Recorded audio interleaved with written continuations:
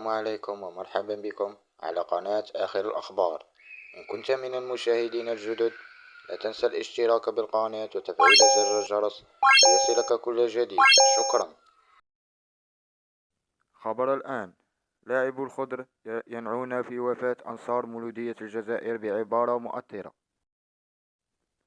تفاعل عدد من نجوم المنتخب الوطني مع صور تشييع جنازة مناصري مولودية الجزائر عثمان مولاي ويونس أمغوزي والشاب ياسين، الذين وافتهم المنيا أمس إثر حادث مدرجات ملعب 5 جويلية الأولمبي، معبرين عن حزنهم العميق وتعاطفهم مع عائلتهم ومحبي نادي.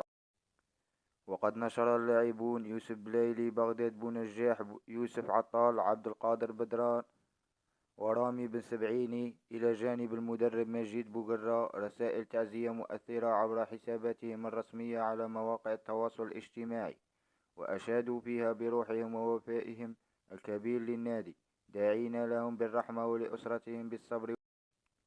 وأكد اللاعبون في رسائلهم أن وفاة المناصرين ليست خسارة فقط لعائلتهم ونادي المولودية، بل لكل العائلة الكروية الجزائرية.